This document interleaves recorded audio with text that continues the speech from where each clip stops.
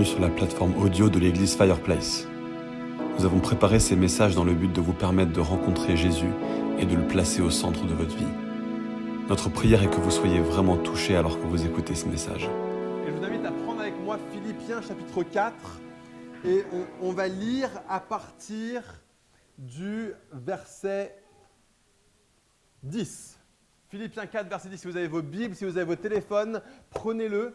Je vous avoue que cette semaine, une fois n'est pas coutume, je vais lire le texte, faire quelques commentaires dessus, et puis ensuite, on va vraiment zigzaguer, bifurquer sur toutes sortes d'autres passages de la Bible. Donc, lisez-le, c'est bien qu'on le lise ensemble. Après, une fois que vous l'avez lu, vous pouvez soit le garder ouvert parce que ça vous parle, mais on ne va pas rester dans le texte très très fortement cette semaine. On va plutôt laisser Dieu nous parler à travers un thème, et à partir de ce thème, ce qu'on va faire, c'est qu'on va regarder tout ce que la Bible a à dire sur ce thème-là. Philippiens 4, verset 10, « J'ai éprouvé une grande joie dans le Seigneur, de ce que vous avez enfin pu renouveler l'expression de votre intérêt pour moi. » Vous y pensez ? De mes besoins que je dis cela, car j'ai appris à être satisfait de ma situation. Je sais vivre dans la pauvreté et je sais vivre dans l'abondance. Partout et en toutes circonstances, j'ai appris à être rassasié et à avoir faim, à être dans l'abondance et à être dans le besoin. Je peux tout par celui qui me fortifie, c'est-à-dire Christ. Cependant, vous avez bien fait de prendre part à ma détresse. Vous le savez vous-même, Philippiens, au début de la prédication de l'Évangile, lorsque j'ai quitté la Macédoine, aucune église n'a pris part avec moi à un tel échange de contributions. Vous avez été les seuls à le faire. À Thessalonique déjà et à plus d'une reprise, vous m'avez envoyé de quoi pourvoir à mes besoins. Ce n'est pas que je recherche les dons, mais je désire qu'un fruit abondant soit porté sur votre compte. J'ai tout reçu et je suis dans l'abondance. J'ai été comblé en recevant d'Épaphrodite ce que vous m'avez envoyé comme un parfum de bonne odeur, un sacrifice que Dieu accepte et qui lui est agréable. Et mon Dieu pourvoira à tous vos besoins, conformément à sa richesse, avec gloire en Jésus-Christ. À Dieu notre Père soit la gloire au siècle des siècles. Amen. On a Jacques qui va conclure la série sur Philippiens dans 2 semaines après le dimanche de Pâques, mais on est arrivé vraiment au bout de cette lettre. Avec quoi est-ce que Paul finit ? Paul finit avec un des thèmes que desquels Jésus a le plus parlé dans sa vie sur terre. Et il en parle sans s'en excuser. Tellement souvent, nous en Occident, on a du mal à parler de ce thème. Tellement souvent en Occident, on trouve ça tabou. Tellement souvent, on a du mal à dire ce mot dans l'Église, l'argent. En gros, dans ce passage, Paul est en train de parler de fric, de fraîche et de flouze. Il est en train de parler de blé, d'oseille, d'avoine. Il est en train de parler de cash, de queuse, de monnaie. Il est en train de parler de fric et il s'en excuse même pas. Comme Jésus quand Jésus en parlait. Jésus aimait parler d'argent. Et ce que j'aime trop, c'est l'approche que Paul a vis-à-vis de ces choses. Il commence en donnant sa propre perspective par rapport au bien matériel. Et c'est une perspective qui est absolument salutaire pour nous en Occident. Parce que la réalité, c'est qu'une des plus grandes divinités, une des plus grandes idoles, une des choses qui nous entrave le plus en tant que croyants ici en Occident, c'est notre porte-monnaie. Une des choses qui nous alourdit le plus dans notre recherche d'avoir Dieu et Dieu seul comme notre focalisation, c'est notre compte en banque. On est tellement focalisé sur toutes ces choses. Une des choses qui nous empêche le plus de prendre des pas de foi pour Dieu, c'est la bottom line de notre compte bancaire. C'est est-ce que tu es dans le noir ou est-ce que tu es dans le rouge ? Et selon ça, tu vas avoir dans quelle mesure est-ce que tu es dans le noir. C'est selon ça que tu vas déterminer est-ce que tu peux prendre ce pas pour Dieu. Est-ce que tu peux obéir Dieu ? Est-ce que tu peux entrer dans ce qu'il te demande de faire ? La question qu'on se pose toujours, c'est « Ah ouais, mais est-ce qu'on a les moyens pour le faire ?» Et Paul est en train de dire, c'est pas une question. C'est pas l'important. Il a dit, j'ai appris à vivre dans la richesse et dans la pauvreté. J'ai appris à vivre avec beaucoup, j'ai appris à vivre avec peu. Il est en train de dire, tu sais quoi, l'argent, c'est pas mal. Il n'y a rien de mal avec l'argent. Il a dit, j'ai appris à vivre avec beaucoup. Il a dit, j'ai appris à vivre dans l'abondance. Certains chrétiens ont du mal avec ça. Pour nous, l'argent, c'est genre, ah, c'est mal, c'est péché, ah, l'argent. Non, non, non. Non, c'est faux. Dieu a tout créé, tout ce qu'il a créé est bon et tout vient de lui. Et ce que Dieu a dit, c'est que quand il a créé le monde matériel, et il a créé les hommes et les femmes, et il a dit, voilà, soumettez la terre, rendez-vous en maître. Et il a dit, et multipliez. Multipliez. Donc il a dit, les choses matérielles que moi j'ai créées, elles sont bonnes. Et ce que moi je te demande de faire, c'est d'en produire plus. L'argent n'est pas mal. Le matériel n'est pas mal. Dieu nous dit, des choses bonnes que j'ai créées, je veux que tu en fasses plus. Un jardin, c'est bien, je veux que tu en fasses plus. Les fleurs, c'est bien, plante-en plus. Le blé, c'est bien, plante-en plus. Toutes les choses matérielles sont bonnes. Fais-en plus. Les choses belles que vous créez en tant qu'humain créatif, c'est beau. Faites-en plus. Multipliez, croissez. Soumettez la terre. Faites-en un jardin encore plus grand qui magnifie la gloire de Dieu. Il est le créateur et l'argent est bon. L'argent est bon, mais l'argent n'est pas ultime. C'est ça la différence. Et tellement souvent pour nous, dans notre vision du monde, c'est la chose ultime. C'est la grosse question. C'est genre, c'est le truc finalement, c'est le barème final pour savoir si un projet est jouable ou pas jouable. C'est est-ce qu'il y a de l'argent pour. Hein? C'est parce que c'est devenu ultime pour nous. La question fondamentale sur qu'est-ce qu'on revendique, qu'est-ce qu'on cherche au fond, alors qu'on va faire des manifestations dans la rue, ça peut être une sorte de droit, une sorte d'égalité, mais ça en revient à ça, c'est combien d'argent est-ce que j'ai sur le compte en banque à la fin du mois et combien d'argent est-ce que toi tu as sur ton compte en banque à la fin du mois et est-ce que c'est suffisamment équitable pour se dire que la société est bien faite. C'est ça qu'on mesure. On a vu l'argent comme le truc, vraiment le barème ultime. L'argent est bon, l'argent n'est pas ultime. La raison pour laquelle tellement de personnes choisissent tellement de sujets d'études. Si je te dis tu vas faire un sujet d'étude qui va te passionner, mais tu pourras avoir aucun métier qui vont avoir avec et tu ne te feras zéro argent avec le sujet que tu vas étudier, est-ce que tu l'étudierais? C'est pas sûr. Alors, il y a des gens qui vont dire ouais, moi je suis OK d'avoir un salaire moindre et d'étudier quelque chose qui m'intéresse. Je suis OK d'avoir un salaire moindre et d'avoir un travail qui m'intéresse. Mais si je te dis tu auras zéro salaire, tu n'auras pas de revenus, tu n'auras pas d'entrée, rien. Pas d'entrée du tout. Est-ce que tu ferais cette chose qui te passionne? Non, parce que on a ce barème qui est quand même là, qui est quand même ultime. C'est est-ce que à la fin du mois, les choses vont bien se passer ou pas? Et Paul, il est en train de dire, j'ai appris à vivre avec beaucoup, j'ai appris à vivre avec peu. Il est en train de dire, tu sais quoi, l'argent, c'est devenu tellement petit dans ma considération du monde que ça ne me fait rien en fait. C'est genre, je vis avec beaucoup, merci Seigneur, gloire à Dieu. Mais ça ne me fait rien. Je peux avoir peu, merci Seigneur pour tout ce que tu me donnes, et ça ne me fait rien.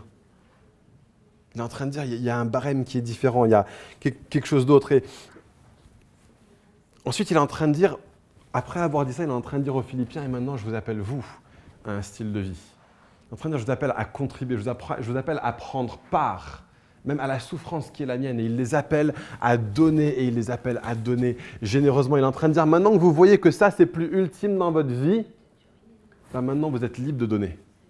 Et c'est à ça que j'ai envie de vous appeler ce matin. J'ai envie de vous conduire ce matin à un positionnement où vous vous dites, ce n'est pas une question de combien je donne.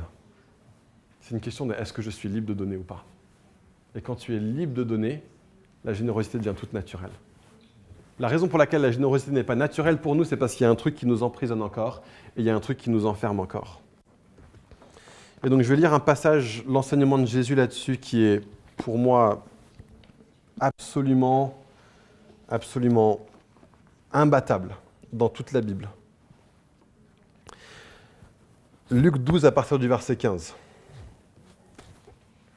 Puis Jésus leur dit, « Gardez-vous avec soin de toute soif de posséder, car la vie d'un homme ne dépend pas de ses biens, même s'il est dans l'abondance. » Vous voyez, c'est exactement ce que je viens de vous dire.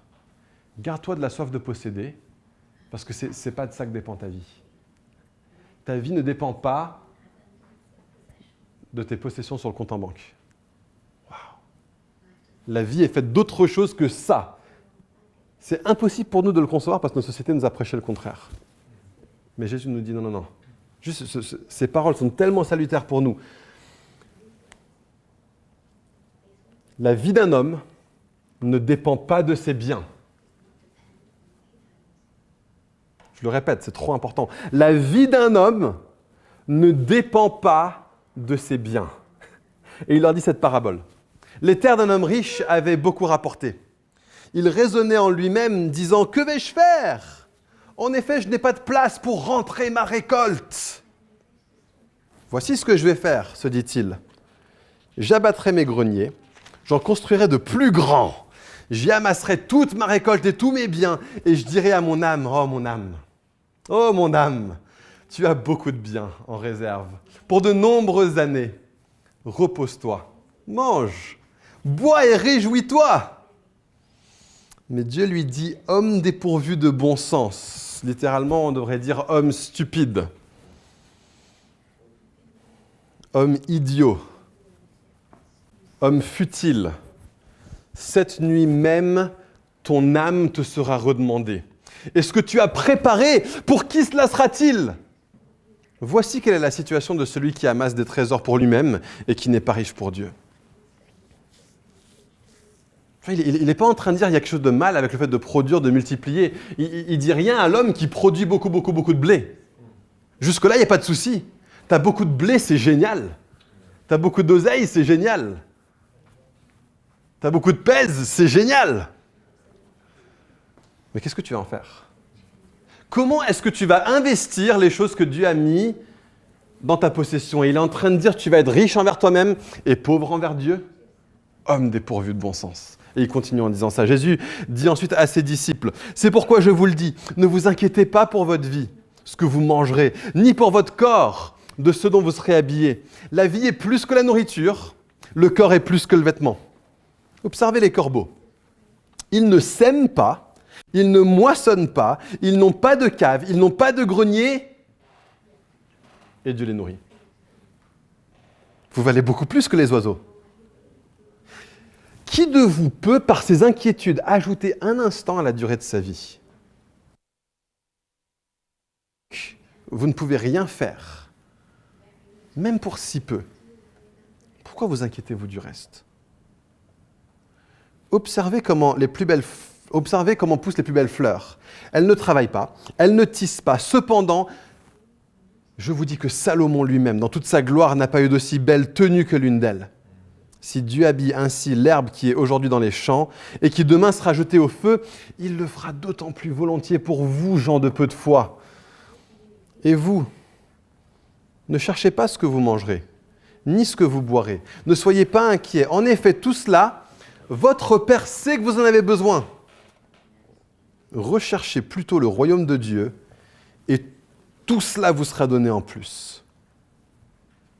N'aie pas peur, petit troupeau, car votre Père a trouvé bon de vous donner le royaume. N'aie pas peur, petit troupeau. Votre Père a trouvé ça bon de nous donner le royaume. C'est son bon plaisir. Vendez ce que vous possédez. Faites don de l'argent. Faites-vous des bourses qui ne s'usent pas. Un trésor inépuisable dans le ciel, où le voleur n'approche pas et où la mythe ne détruit pas. En effet, là où est votre trésor, c'est là que sera votre cœur. Ces deux derniers versets sont les plus importants. On ne comprend pas le reste si on ne comprend pas ces deux derniers versets. Vendez ce que vous possédez, faites don de l'argent. Première chose là-dessus, il ne dit pas vendez tout ce que vous possédez. Il dit vendez ce que vous possédez. Vendez ce que vous possédez. Pourquoi est-ce qu'on vendrait ce qu'on possède ? Faites-vous des bourses qui ne s'usent pas. Un trésor inépuisable dans le ciel où le voleur n'approche pas et où la mythe ne détruit pas. Ce qui se passe, c'est que quand tu as des choses, tu prends soin de ces choses. Et c'est une très bonne chose. Quand tu as des choses, tu prends soin d'elles et c'est bon. Parce que Dieu nous demande d'être des bons gestionnaires des choses qu'il met en notre possession. Ce qui se passe, c'est que Rebecca et moi, avant, on était propriétaires d'une maison 7 pièces en banlieue. On était propriétaires d'une maison 7 pièces et le problème, c'est que c'était beaucoup trop grand pour nous. Mais on a eu l'opportunité de l'acheter, donc on l'a acheté. Et on a rempli chaque pièce de plein de trucs. On avait plus de lits qu'on savait quoi en faire, plus de bureaux qu'on ne savait quoi en faire. On avait des pièces à nettoyer qu'on n'avait même pas besoin d'utiliser. Mais on devait prendre bien soin des choses que Dieu nous avait données. On avait cette opportunité d'avoir cette maison, on a dit « Ok, on le prend, on l'accumule, on l'accepte ». Mais ça nous a conduit à être obnubilés par ces choses. Ça nous a conduit à être focalisés sur des choses sur lesquelles on ne devait pas se focaliser. On a passé notre vie à investir dans des choses sur cette terre. On a été riches envers nous-mêmes, pas riches envers Dieu. Ce que Jésus dit, c'est que là où est votre trésor, là aussi sera ton cœur. Les choses que tu as, tu vas en prendre soin. Les choses que tu as, ton cœur va être porté vers ces choses. Sans que ce soit nécessairement mauvais. C'est juste un principe. Il ne dit pas c'est bien ou c'est mal. Il dit là où est ton trésor, là aussi sera ton cœur. Question. Où est-ce que tu veux que ton cœur soit? Où veux-tu que ton cœur soit? Vers quoi est-ce que tu veux que les affects de ton cœur, chaque pensée éveillée te conduise? Et tellement souvent, on se rend compte qu'on est distrait. Tellement souvent, on se rend compte que nos pensées nous conduisent à autre chose que Dieu. Vous savez là où nos pensées nous conduisent? Vous savez où nos distractions se trouvent? Là où est notre trésor. Là où ton trésor se trouve, ton cœur va venir là. Comment faire pour que ton cœur soit donné à Dieu? Comment faire pour que les affects de nos pensées soient tournés vers Dieu et les choses de Dieu? Mets-y ton trésor. Mets ton trésor en Dieu, ton cœur va aller vers Dieu. C'est extraordinaire comme principe. Là où est ton trésor, ton cœur va s'y trouver aussi. D'accord? C'est pas l'inverse. C'est pas genre... tellement souvent, on vit comme ça. C'est genre, j'ai envie de ça, donc je vais y mettre du trésor. Mais là, tu vas y penser encore plus. Et tu vas en avoir envie d'encore plus. Et donc, je vais donner encore plus. Parce que ton trésor est là. Et parce que ton trésor est là, ton cœur va être là. Et ton cœur va te dire, j'ai envie d'encore plus. Et tu vas y mettre encore plus de trésors. C'est pour ça que quand on a demandé à John Rockefeller combien d'argent sera suffisant, lui a répondu très lucidement, toujours un petit peu plus.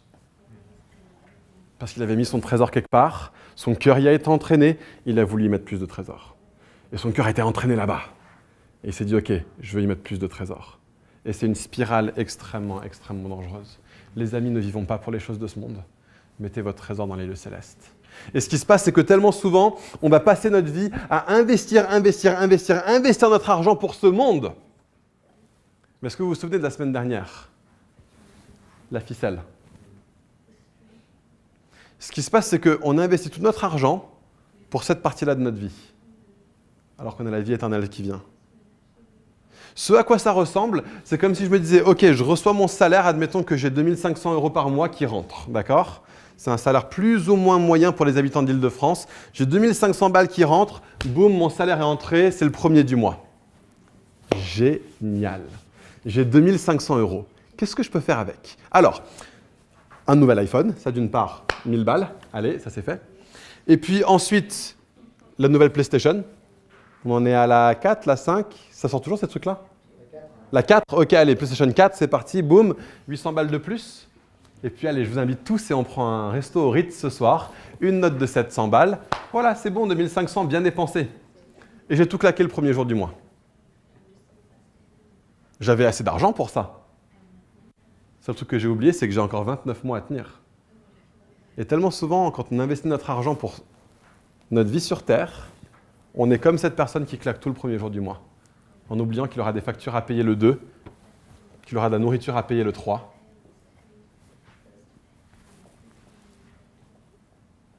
On est comme ça avec notre argent, quand on l'investit sur cette terre. Jésus est en train de nous dire, mets ton argent autre part. Place ton argent autre part, deviens riche envers Dieu et tu verras que tu vas t'accumuler dans les cieux des bourses qui ne s'épuisent pas. Tout ce que j'ai, mes choses les plus précieuses, les choses qui me semblent les plus durables vont finir. Les mythes vont venir les bouffer. La rouille va venir les corroser. Si je vis pour les choses de cette terre, je vais finir ruiné. Mais Dieu me dit, vis pour les choses de ceci, vis pour les choses d'éternel.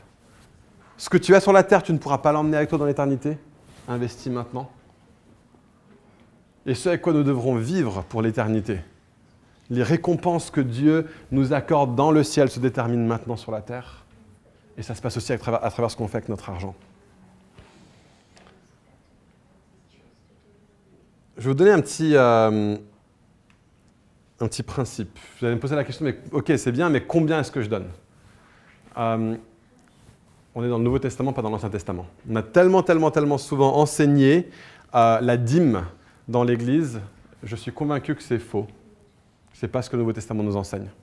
L'Ancien Testament nous enseignait donner 10% de vos biens. Le Nouveau Testament ne nous donne aucun principe de ce genre. Le Nouveau Testament dit que l'Ancien Testament était un manuel de pédagogie pour le peuple de Dieu. Ce qui se passe, c'est qu'on a un peuple qui est issu de peuple Canaan, qui connaissent rien à Dieu, et Dieu doit se révéler à eux successivement. Et il leur donne des lois très très très précises pour leur enseigner pédagogiquement à quoi ressemble Dieu. Dans le Nouveau Testament, nous avons le Saint-Esprit en nous et nous sommes arrivés à une maturité d'adulte spirituel si nous laissons le Saint-Esprit vivre en nous. Mais dans le manuel de pédagogie de l'Ancien Testament, lorsque Dieu nous traitait comme des enfants spirituellement, il nous disait « donne 10%. » Donc est-ce que ce principe est mauvais? Non, il est très bon. Mais est-ce que ce principe est une loi? Certainement pas. Donc voici comment ça marche. Je ne suis pas très bon en maths, mais je vais vous donner une formule mathématique sans faille pour savoir exactement combien donner. D'accord? Le principe, il dit ça. AT plus 2 co 9,6 plus MT 10,8 égale don. Combien est-ce que tu donnes? AT, c'est l'Ancien Testament. Le principe pédagogique, le principe pour bébé, le principe pour enfant, donne 10%. Si tu n'as pas envie de réfléchir beaucoup plus loin que ça, donne ça, c'est déjà bien. D'accord? Mais il y a plus. 2 Corinthiens 9, verset 6 nous dit ça. Sachez-le. Celui qui sème peu, moissonnera peu. Celui qui sème abondamment, moissonnera abondamment. Que chacun donne comme il l'a décidé dans son cœur. C'est ça le principe. Que chacun donne comme il a décidé dans son cœur. Ça veut dire que la loi de l'Ancien Testament n'est plus une loi. Nous ne sommes plus sous la loi a été abolie, la loi a été éradiquée, Jésus l'a vaincue à la croix, nous ne sommes plus sous la loi, nous sommes sous le principe de la grâce. Donc donne maintenant comme tu l'as décidé dans ton cœur. Mais il y a d'autres choses. Donne comme tu l'as décidé dans ton cœur, sans regret, sans contrainte, parce que Dieu aime celui qui donne avec joie. Sans contrainte, ça veut dire, c'est pas une loi. Il n'y a pas de contrainte dans le Nouveau Testament. Tu peux donner 1%, tu peux donner 0%. Dieu t'aime. Dieu t'aime. Dieu t'accepte. Dieu t'aime, mais à fond quand tu donnes 0%. Il te trouve formidable parce que tu es caché en Christ et qu'il trouve que Jésus est formidable. Tu n'es pas obligé de donner. D'accord? Tu n'es pas obligé de donner. Et si tu es engagé ici à Fireplace et que tu donnes 0 € dans tout le temps où tu es engagé à Fireplace, on t'aime. On est tellement content que tu fasses parmi de l'Église. D'accord? Donne comme tu l'as décidé dans ton cœur. Sans regret ni contrainte, car Dieu aime celui qui donne avec joie. Donc voilà la base. Vous n'êtes pas obligé de donner. Donne comme tu l'as décidé dans ton cœur. Mais plus Matthieu 10, verset 8. Qu'est-ce que nous dit Matthieu 10, verset 8? Vous avez reçu librement, donnez librement. Je sais pas, la grâce de Dieu nous libère pour dire je peux ne rien donner, je suis quand même accepté. Mais la grâce de Dieu nous libère aussi pour dire Dieu m'a tout donné et maintenant ma vie a été transformée par ce que Dieu a fait et ma mentalité est maintenant une mentalité de grâce et pas une mentalité de loi. Et donc parce que j'ai rien mérité et que Dieu m'a tout donné, parce que j'avais rien et que tout ce que j'ai vient de Dieu, alors tout appartient à Dieu de toute manière, donc autant le lui redonner. Le principe dans le Nouveau Testament, c'est donne tout. Le principe dans le Nouveau Testament, c'est donne abondamment. Tu as reçu librement, donne librement. Ne sois plus enfermé par ton argent. Ne sois plus enfermé par ton portefeuille. Tu as reçu librement. Tu as été libéré de l'esclavage de penser tout le temps à l'argent et qu'est-ce qui va se passer en fin de mois. Donne librement. Donne librement. Et je vais vous dire, comment moi et Rebecca, on applique ce principe-là. C'est qu'aujourd'hui, Rebecca et moi, on décide de donner 10% de tout notre revenu à l'église. Et puis si on a d'autres choses auxquelles on veut donner, on les donne en plus de ça. C'est comme ça qu'on a décidé. D'accord? Ce n'est pas une loi, mais je me suis dit, le principe pédagogique de Dieu est bon. On va le suivre. Peut-être qu'un jour, on le changera. Peut-être qu'un jour, on dira, OK, on va donner plus que 10% à l'église. J'ai un couple d'amis qui ont décidé que jusqu'à 3 000 € de revenus à eux deux, ils donnent 10%. Et puis pour tous les 500 € de plus qu'ils rentrent mensuellement, ils donnent 2,5% de plus par rapport à leurs 10%. C'est bien, c'est un super principe. Je trouve ça cool. Ils ont fait ça, ils ont décidé dans leur cœur, ils n'ont aucun regret, aucune contrainte, et ils donnent avec joie. C'est ça que je vous appelle à faire. Est-ce qu'on peut se dire, tu sais quoi, quand je donne, c'est joyeux. Quand je donne, c'est joyeux. Et c'est ça que j'aimerais vraiment communiquer ce matin. C'est est-ce qu'on peut être une église qui trouve ça génial de donner? Est-ce qu'on peut devenir une église qui trouve ça fun de donner? D'accord? Est-ce qu'on peut être une église qui se rend tellement compte qu'on a l'éternité devant nous et qu'on est sur la terre et que Dieu est souverain sur tout et qu'il prend soin de nos besoins et qu'il est bon, il est souverain, il est extraordinaire et donc on peut donner généreusement et quand on donne, c'est un truc joyeux. Quand on donne, c'est un truc qui est, je vais utiliser ce mot et je vais l'utiliser beaucoup pendant les quelques dernières minutes, c'est un mot qui est fun. Apprenez à développer ce que ça veut dire de vivre des aventures avec Dieu au niveau financier. Partez à l'aventure. Trouvez ça fun, ok, éclatez-vous. Si vous êtes marié, mari et femme, amusez-vous à dire « Seigneur, combien est-ce que tu veux que je donne ?» Est-ce que tu es sûr que c'est cette somme-là, c'est pas plus, c'est pas moins? Seigneur, tu es vraiment en train de nous donner plus, de nous demander de donner plus. Chérie, on ose ou on n'ose pas? Allez, vas-y, viens, on ose. Au moins on tente pendant un mois ou deux. Vivez des aventures comme ça. Je vais vous lire quelques histoires. Il y a un gars qui s'appelle C.T. Studd. Alors C.T. Studd, pour bien situer le contexte, c'était un joueur de cricket.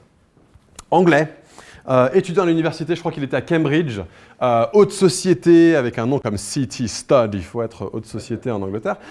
Et ce qui se passe, c'est que c'était l'avenir prometteur du cricket anglais. D'accord? C'était un petit peu le Kylian Mbappé de l'Angleterre de l'époque, d'accord? Foot, cricket, ça c'est les Anglais, ils sont un petit peu bizarres. Et puis un joueur de 19 ans qui a tout l'avenir devant lui, qui va être payé des milliers, des milliards au cours de sa carrière s'il joue bien ses cartes. Il a rencontré Jésus et il a dit « je vais partir comme missionnaire ». Il avait déjà gagné beaucoup d'argent avant l'âge de 19 ans. Il a dit « je vais partir comme missionnaire ». Et il est parti là. Il a parlé de Jésus dans des nouveaux contextes qui n'étaient pas encore atteints par l'Évangile. Et puis il s'est rendu compte qu'il avait encore plein d'argent sur son compte en banque en Angleterre.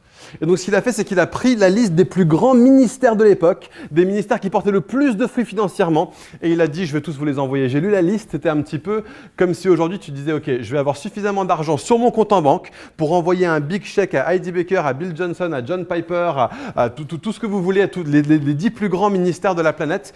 Tellement d'argent, je vais pouvoir leur envoyer que ça va être suffisamment d'argent pour qu'ils se sentent bénis à travers ce don. » Et on a cette lettre qui nous a été retracée, qu'il avait envoyée à pas Hudson Taylor, à William et Cathy Booth, les fondateurs de l'Armée du Salut. C'est pendant cette période-là, en fait. C'est la période de l'Armée du Salut en train d'exploser en Angleterre. On a la lettre que C.T. Studd a envoyée avec le chèque à William et Cathy Booth. Il faut se souvenir que là, on va parler de sommes comme 1500 livres. À l'époque, 1500 livres, c'est des centaines de milliers d'euros. D'accord? L'équivalent. Et donc, il dit ça. « Mon cher général, nous sommes désolés d'avoir entendu parler lors de votre dernier courrier de la maladie grave de Madame Booth. Nous vous exprimons toute notre sympathie. Je ne peux pas vous dire le nombre de fois que le Seigneur m'a béni en lisant vos éditos dans le journal de l'Armée du Salut. Voici un chèque de 1500 livres. À côté de ceci, j'ai donné l'ordre à mes banquiers, messieurs Coutts et compagnie, de vendre mes biens terrestres à hauteur de 1400 livres et de vous en envoyer le produit. À compter de ce jour, notre compte en banque se trouve aux cieux. Oh. C.T. Studd. Et ce qui se passe, c'est que son biographe écrit ça. Il écrit « Monsieur Studd se rendait chez son banquier pour opérer ses virements avec l'assurance d'un businessman qui était sur le point d'acheter des parts dans un investissement qui allait pour sûr non seulement se maintenir en équilibre, mais qui allait produire un retour au centuple sur ce qui était investi, pour aucune autre raison que parce que Dieu l'a dit. » Voilà à quoi ça ressemble de donner librement, sans contrainte et avec joie. Tu es en train de placer un investissement le plus certain. Ça vaut mieux que d'acheter des parts dans Apple, cet investissement-là. Et je ne suis pas en train de parler de cette vie.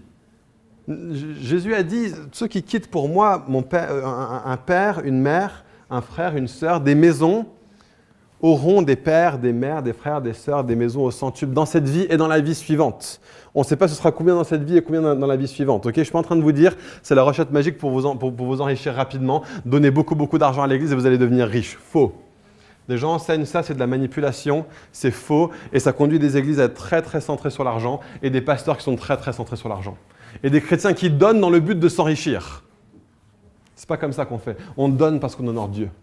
On donne parce que Dieu nous a déjà tout donné. On donne parce qu'on sait que tout appartient à Dieu. Tout ce qu'on a aujourd'hui, c'est déjà à lui, autant le lui rendre. David a dit, alors que des offrandes étaient offertes à Dieu, c'est 1 Chronique 29, verset 14, il dit « C'est de ta main que nous t'avons donné. » Les choses qu'on te donne, c'est ta main qui nous avait donné en premier lieu. C'est ça qui se passe quand on donne. John Piper dit « Utilisez votre argent de telle sorte à ce que le monde alentour voit que Dieu vaut mieux pour nous que tout notre argent. » Est-ce que Dieu vaut mieux pour vous que tout votre argent? Je vais vous lire une autre histoire. J'ai parlé de City Stud, je vais parler maintenant de Hudson Taylor et je ne sais pas si je vais réussir à ne pas pleurer. Je n'ai jamais réussi à lire cette histoire sans pleurer pour l'instant. On va voir comment ça se passe. Il y a deux histoires. Sa biographe Nancy Garton a dit ça. Il vivait de façon frugale, sans doute, mais c'était une époque frugale. Juste pour contexte, George Muller, c'est de lui que je parlais, George Muller, était un monsieur qui a commencé des orphelinats à Bristol. Il y avait des centaines et des centaines d'orphelins dans l'orphelinat. Donc voici ce qu'ils disent sur la vie dans l'orphelinat. Il vivait de façon frugale, sans doute, mais c'était une époque frugale, sauf pour les gens aisés. Tous, les orphelins, étaient vêtus selon leurs besoins et tous s'asseyaient pour manger des repas réguliers dans les maisons d'orphelins. Souvent, il y aurait assez à manger dans toutes les maisons, mais il en manquerait, admettons, la moitié du pain nécessaire et pas de lait pour le repas du soir. Et puis en milieu d'après-midi, quelqu'un viendrait sonner à la porte avec un don d'un livre, ou bien d'un livre sterling, ou bien un colis d'articles d'occasion. Qu'il arriverait dans la poste pour qu'un des bénévoles aille les vendre et revenir avec l'argent juste au moment où les matrones étaient sur le point de renvoyer les marchands de lait sans avoir pu en acheter. Muller ne s'endettait jamais, même pas un peu. Tout devait être payé au moment de l'achat. Lui et ses assistants préféraient que les enfants ne mangent pas le pain le jour de sa cuisson, à la fois pour faire des économies, mais aussi parce que le pain était plus nutritif s'il était mangé froid. Toutefois, on ne prenait pas de pain, sauf s'il y avait de l'argent à disposition pour payer. Souvent, le boulanger était sur le point d'arriver, ou même se trouvait-il à la porte lorsque l'argent venait pour en assurer l'achat. Il y eut un épisode où une dame rendait visite à la maison des orphelins pour passer un peu de temps avec Muller. En lui demandant avec insistance si tout ce qu'elle avait entendu dire concernant la provision pour les orphelins était vrai. Finalement, elle demanda « Dites-moi, monsieur Muller, est-ce que Dieu répond vraiment aux prières ?» Il s'avérait que sans qu'elle le sache, à cet instant même, Muller était complètement à court d'argent. La situation était plus tendue encore, sachant qu'au moment où il parlait, il entendait le tintement des palettes de lait et il savait que le marchand de lait était en bas et qu'à n'importe quel moment, une des matrones allait monter en lui demandant de l'argent pour payer le marchand de lait. Il semblait qu'il allait devoir essuyer le double affront d'avoir à refuser l'argent à la matrone, mais aussi de faillir dans son témoignage à la fidélité de Dieu devant cette femme sceptique. Mais avec George Muller, on suivait toujours la méthode de « alors que je respire, je prie ». Et il était déjà en train de lever son cœur vers Dieu. Alors que la femme posait la question, la matrone est arrivée, la note à la main. Que devait-il faire? La femme se leva en disant « Je vois que vous êtes occupé avec les affaires de l'orphelinat et je ne vais pas user de plus de votre temps. Mais avant de vous laisser, j'aimerais vous offrir ceci, si vous avez la gentillesse de l'accepter. » Elle plaça 10 souverains dans la main de Muller. On ne peut qu'imaginer son sourire de joie concernant la fidélité et la fiabilité du Père alors qu'il lui répondit. Vous me demandez si Dieu intervient toujours à temps pour nous garder du besoin? Voici votre réponse. Vous l'avez pourvu vous-même avec votre don très généreux. » Et alors qu'il tendit une des pièces à la matrone, il expliqua la situation à la dame. Deuxième histoire. Tôt le matin, la fille d'un ami de George Muller jouait dans les jardins de l'orphelinat. Il lui prit la main et lui dit « Viens voir ce que le père va faire. » Et il l'amena à une grande salle à manger. Les assiettes ou les bols et les verres étaient vides à table. Il n'y avait pas de nourriture dans les réserves. Pas d'argent pour pourvoir aux besoins. Les enfants étaient debout attendant le repas du matin et Muller entra et leur dit « Les enfants, nous devons être à l'heure pour l'école. » Puis levant la main, il dit « Père, nous te remercions pour ce que tu es sur le point de pourvoir à manger. » On entendit frapper à la porte. Le boulanger s'y tint et dit « Monsieur Muller, je ne pouvais pas dormir la nuit dernière. J'avais l'impression que vous n'aviez pas de pain pour le petit déjeuner et que le Seigneur voulait que je vous en apporte. Je me suis donc levé à 2h du matin pour vous faire du pain frais et vous en apporter. » George Muller remercia l'homme et loua Dieu de prendre soin d'eux. Les enfants, nous avons non seulement du pain, mais le privilège rare d'avoir du pain frais. Et sitôt qu'il ait dit ça, un deuxième homme frappa à la porte. C'était le marchand de lait, cette fois-ci. Il annonça que son char était tombé en panne juste devant l'orphelinat et qu'il devait donner son lait aux enfants pour qu'ils puissent vider son wagon et le réparer. Les amis, Dieu est en train de nous appeler à une aventure au niveau financier. On vit tellement souvent nos vies où on ne vit pas de miracles parce qu'on ne se positionne pas pour vivre des miracles. Et la raison pour laquelle ces histoires me touchent tellement, c'est parce qu'on a vécu la même chose avec Rebecca. On a mis Dieu à l'épreuve encore et encore et encore. Et à un moment donné, je me suis engagé comme missionnaire avec une association qui s'appelle Jeunesse pour Christ. Et il fallait trouver son propre soutien. Jusque-là, facile. Rebecca avait un bon travail. On n'allait pas avoir autant d'argent. Mais ça allait. Et puis Dieu nous a dit, je veux maintenant que vous ayez des enfants. Très clairement. On a dit, OK, on va avoir des enfants. Et Rebecca tombe enceinte et on doit décider est-ce qu'elle garde son travail, est-ce qu'elle quitte son travail. Dieu nous avait déjà dit, je veux que vous fassiez tout pour faire des disciples de vos enfants. Ça veut dire qu'il faut que vous soyez avec eux. On avait déjà décidé que Rebecca n'allait pas travailler quand on aurait des enfants, pendant les premières années au moins. Et c'est là qu'est venu le grand pas de foi. Parce que ce qui se passe, c'est qu'on devait payer 1 000 € par mois de prêt sur notre maison. Et mon entrée mensuelle était autour de 600-700 € avec JPC. On n'avait même pas assez d'argent pour payer le prêt sur la maison, plus les factures, la nourriture, etc., etc., etc. On a dit, Seigneur, on te fait confiance. On y va. On avait quelques réserves et l'argent descendait un peu plus, un peu plus, un peu plus chaque mois au point que je ne trouvais pas de soutien. Et je commençais à me dire, il va falloir que je trouve un job. Il va falloir que j'arrête ce que je fais à JPC et que je trouve un travail. Seigneur, il faut que tu fasses quelque chose. Et alors qu'on était à un mois et demi vraiment de l'échéance, je commençais déjà à faire des recherches. Rebecca reçoit un message de la part de son travail disant « Vous aviez cotisé pour la retraite au travail, mais vous n'êtes pas resté suffisamment longtemps pour qu'on vous fasse une assurance retraite. Donc on vous donne l'argent, 18 000 €. » Ok. Merci Seigneur. Juste au bon moment.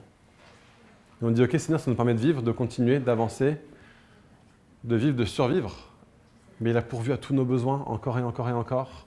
Et alors qu'on arrivait à la même échéance, quelques années plus tard, même chose. Seigneur, il va falloir que je trouve un job. Là, je reçois un email de la part de ma mère. Mon père venait de contracter Alzheimer. Et son conseiller financier était venu le voir pour lui dire on va mettre vos affaires financières en ordre tant que vous avez encore l'aptitude à réfléchir. Et donc, on va regarder toute votre situation financière et on va laisser d'autres personnes le gérer. Et alors qu'ils regardaient, ils se sont rendus compte que ma grand-mère, qui était morte 14 ans plus tôt, avait mis de côté de l'argent pour tous ses petits-enfants. Et ça n'avait pas été trouvé au moment de son décès. Et alors qu'on était devant une échéance, ma mère me dit, voilà, tu vas sans doute recevoir jusqu'à 30 000 livres de la part de ta grand-mère qui est morte il y a 14 ans. Et Dieu a pourvu. Et ça a été suffisant pour continuer à faire ce qu'on avait à faire à JPC jusqu'à ce que Dieu nous appelle à passer une année en Angleterre. Et à la fin de notre année en Angleterre, il nous restait juste assez d'argent pour acheter une voiture. Et à ce moment-là, on avait un salaire. Dieu a pourvu. Dieu a pourvu. Et il pourvoit encore. Dieu nous a préparé encore à d'autres aventures. Ce qui se passe, c'est que alors que Dieu nous a dit déménager dans Paris, on a regardé, on s'est dit impossible.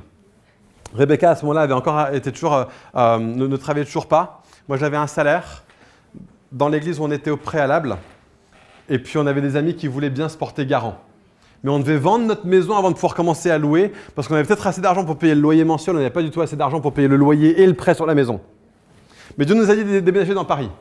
Donc on prépare la maison, on commence, on la met en vente, personne ne vient la voir. On la met en vente, personne ne vient la voir. On baisse le prix un petit peu, personne ne vient la voir. Ah, on a eu une visite. Oh Seigneur, fais quelque chose. La personne n'est pas intéressée. On a une autre visite. Seigneur, fais quelque chose. La personne veut avoir une deuxième visite. Elle vient elle nous dit directement sur le champ. Non, je ne la prends pas.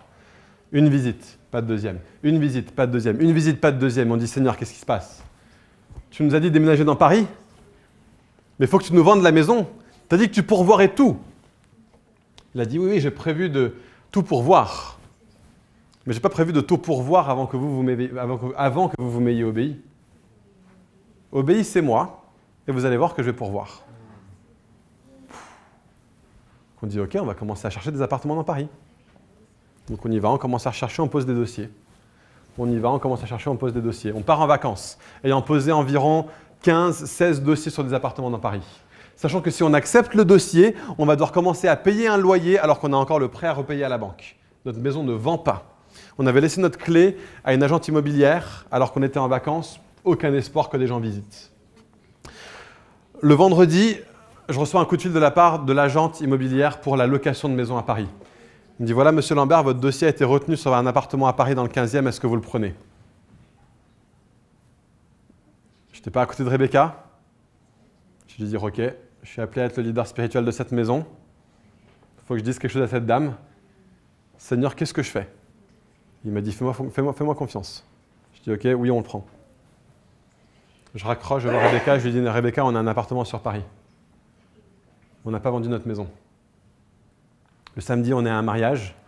Le dimanche, on se rend vers notre prochaine destination. En route vers notre prochaine destination, on reçoit un coup de fil. C'est notre agent immobilière à Saint-Cyr qui nous appelle en nous disant « Vous avez une offre sur votre maison. » Une personne est venue visiter alors qu'on ne savait même pas. Elle a mis une offre sur la maison. Ce n'était pas tout à fait suffisant. On a fait une contre-offre. La personne a accepté la contre-offre. On a vendu la maison au prix qu'on avait besoin de la vendre. Et Dieu a pourvu. Et Dieu a pourvu. Et il le fera encore. Mais qu'est-ce que c'est fort de vivre ces aventures avec Dieu? Et je vous implore, les amis, la vie chrétienne n'est pas vécue à fond tant qu'on ne vit pas ce genre d'aventure avec Dieu. Positionnez-vous pour vivre des miracles. Positionnez-vous. Vous n'allez pas en vivre si vous ne vous positionnez pas pour. Si vous organisez votre vie vous-même, si vous investissez pour votre vie terrestre maintenant, vous n'allez pas vivre de miracles. C'est que quand on sort d'un bateau qu'on marche sur l'eau. Tant que tu restes dedans, tu ne marcheras jamais sur l'eau. Je veux vous encourager ce matin, je veux vous appeler à une vie de générosité extravagante, à une vie de générosité radicale. Vraiment quoi. Vraiment, on a un monde à atteindre pour Jésus. On a un monde à atteindre pour Jésus. Et ce que nous avons avec notre argent est une contribution extraordinaire. Paul en parle dans ce texte, il dit, il les remercie pour leur contribution. Est-ce qu'on va contribuer ?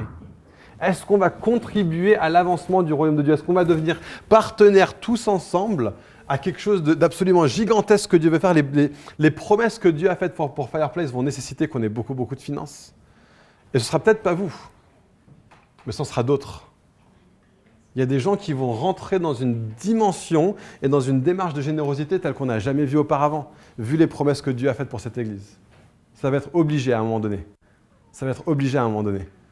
Et la question, c'est est-ce qu'on va rentrer dans cette aventure ensemble? Il y a des gens, quand on a décidé de mettre notre maison en vente, de louer alors qu'on n'avait pas encore vendu la maison, des très bons conseillers spirituels, des gens d'une extrême sagesse, nous ont dit « je te conseille de ne pas le faire ». Mais Dieu nous avait parlé. Et j'ai dit, avec tout respect, on va le faire quand même. Ils ont dit, ok, viens pas pleurer quand tu es en problème financier. J'ai dit, non, je ne viendrai pas pleurer quand je suis en problème financier. Mais je ne crois pas que je vais être en problème financier parce que Dieu a parlé. Et qu'est-ce que je pouvais faire le beau gosse quand on a vendu la maison. Quand je les ai vus la prochaine fois, c'était un petit peu en mode, bon, alors le coup du vendredi et du dimanche, vous en dites quoi? Mais c'est pas une question de ça, quoi. C'est vraiment une question de pouvoir dire, Seigneur, je veux vraiment, vraiment vivre une aventure avec toi, quoi. Je veux vraiment te prendre au mot, je veux vraiment te croire, je veux vraiment investir pour le monde à venir. Et c'est à ça que je vous appelle, c'est un acte de louange, c'est un acte de reconnaissance. Et je ne vais pas vous demander de répondre maintenant, en fait. Ce que je vous demande de faire en réponse à ce message, c'est quand vous rentrez chez vous, positionnez-vous. Prenez un temps avec Dieu et dites combien est-ce que je vais donner. Une façon vraiment d'agir dans la foi, c'est de donner avec un virement régulier. Et un virement régulier qui sort genre le 1er du mois. Genre, votre salaire rentre, boum, je donne. C'est pas genre, mon salaire rentre, j'attends de voir ce qui se passe, et puis ensuite je donne. Les restes, c'est, on donne les prémices. C'est genre, ok, vas-y, virement régulier. C'est un acte de foi, quoi. Mais Rebecca et moi, ça fait des années qu'on vit ça. Ça fait des années qu'on donne généreusement. On n'a jamais été pris en défaut une seule fois financièrement. Ça ne nous est pas arrivé une seule fois. Dieu a toujours pourvu. Et je vous appelle juste à faire ça. Répondez pas maintenant. On ne va pas se lever, on va chanter un chant ou deux, on va louer le Seigneur. Mais moi, je vous invite à une aventure de foi. D'accord? Mais c'est vous qui êtes dans votre bateau. Et c'est à vous de prendre une décision. Est-ce que je vais sortir du bateau ou pas? Est-ce que je vais marcher sur l'eau ou pas? Mais ça se passe chez vous. Donc merci Seigneur. Je demande Jésus que tu nous aides à rentrer là-dedans. Je demande Jésus que tu nous conduises à être des hommes et des femmes de foi. Et je sais que tu as tellement souvent enseigné sur l'argent, parce que c'est là où se joue la foi au maximum, parce qu'on a vu l'argent comme quelque chose d'ultime. Permets-nous de prendre cette chose qu'on voit comme ultime et de dire non, c'est toi qui es ultime. C'est toi qui es responsable de ma ligne de compte bancaire. Et tu nous appelles à mourir à nous-mêmes, à être vivants pour toi et à rentrer dans tout ce que tu nous appelles à faire, Jésus. Merci d'avoir écouté ce message enregistré à l'église Fireplace à Paris. Si vous souhaitez avoir plus d'informations sur nous et nos activités, rejoignez-nous les dimanches matins à 10h30 au 78 rue de Sèvres. Ou bien connectez-vous sur notre page Facebook ou sur notre site web églisefireplace.com.